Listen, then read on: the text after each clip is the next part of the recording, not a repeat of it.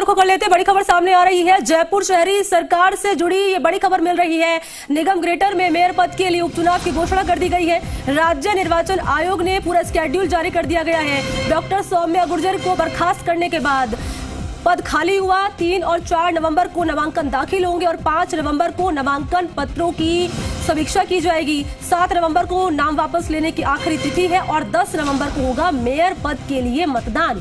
मतदान के तुरंत बाद होगी काउंटिंग और नगरपालिका नसीराबाद में भी अध्यक्ष पद के लिए उपचुनाव, पिंडवाड़ा नगरपालिका में भी चेयरमैन के लिए उपचुनाव होने हैं। तो ये बड़ी खबर इस वक्त आपके सामने। सहयोगी दीपक गोयल इस खबर पर मेरे साथ जुड़ चुके हैं ज्यादा जानकारी लिए। दीपक, निगम ग्रेटर में मेयर पद के लिए उपचुनाव की घोषणा कर दी गई है, पूरा स्केड्यूल मैं आपसे जानना चाहूंगी। दीपक, आवाज आ रही है आपको?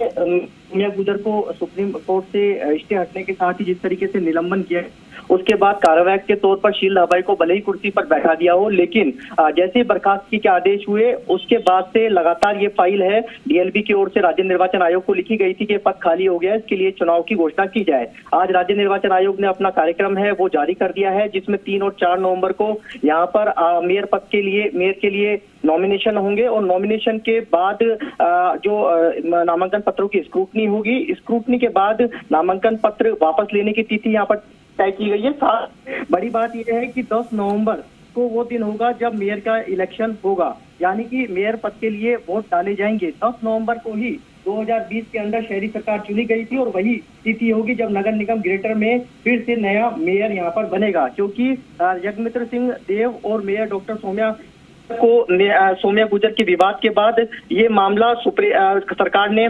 सबसे पहले सौम्या गुर्जर को यहाँ पर निलंबित किया था। निलंबन करने के बाद उनकी न्यायिक जांच हुई। न्यायिक जांच होने के बाद उनको न्यायिक जांच में दोषी करार दिया और जैसे ही न्यायिक जांच में दोषी करार दिया वो सुप्रीम कोर्ट, क्योंकि मामला पेंडिंग था तो वो सुप्रीम कोर्ट गई और सुप्रीम कोर्ट में सरकार ने अपना पक्ष रखा और स्टे हटने के साथ ही सरकार ने उनको बर्खास्त किया और बर्खास्त करने के साथ अब राज्य निर्वाचन आयोग ने जो खाली पद थे मेयर और 2 नगर पालिकाओं में इलेक्शन के, वहां पर यहाँ कह सकते हैं कि चुनाव की घोषणा कर दी है। यानी कि नगर निगम ग्रेटर में अब सियासी जो तूफान है वो आ गया है। दोनों ही पार्टियां हैं वो अब अपनी अपनी बाड़ाबंदी करेंगी, क्योंकि हालांकि देखिए बीजेपी का जो बहुमत है वो नगर निगम ग्रेटर के अंदर है।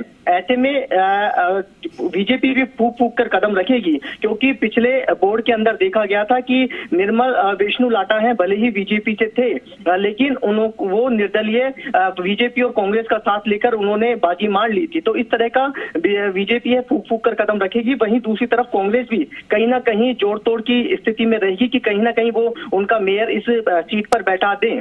लेकिन नगर निगम ग्रेटर के अंदर बहुमत बीजेपी का ज्यादा है, तो ऐसी संभावना है कि सब यहाँ पर फिर से मेयर बीजेपी का बैठ सकता है। लेकिन दोनों ही प्रमुख पार्टियां हैं, कोई कसर अब नहीं छोड़ेगी। लेकिन अब ये जरूर है कि अब केवल 2 दिन का समय बचा है नॉमिनेशन के अंदर, तो बाड़ाबंदी होना भी यहाँ पर तय है। और आज मतलब यानी कि 3 और 4 नवंबर तक के मेयर पद के लिए नॉमिनेशन होंगे। नॉमिनेशन के बाद स्क्रूटनी होगी और स्क्रूटनी के बाद नाम वापसी और फिर 10 नवंबर का वो दिन होगा जो दोपहर में 2 बजे तक जो पार्षद है अपने मेयर के लिए इलेक्शन में वोट डालेंगे और उसके बाद में तुरंत बाद मेयर पद की काउंटिंग होगी और काउंटिंग के बाद घोषणा हो जाएगी कि जयपुर नगर निगम। आपको तमाम जानकारी के लिए। तो चुनाव का पूरा कार्यक्रम जो है वो जारी कर दिया गया है और 10 तारीख को होने हैं चुनाव और चुनाव के तुरंत बाद ही काउंटिंग की जो प्रक्रिया है वो शुरू हो जाएगी।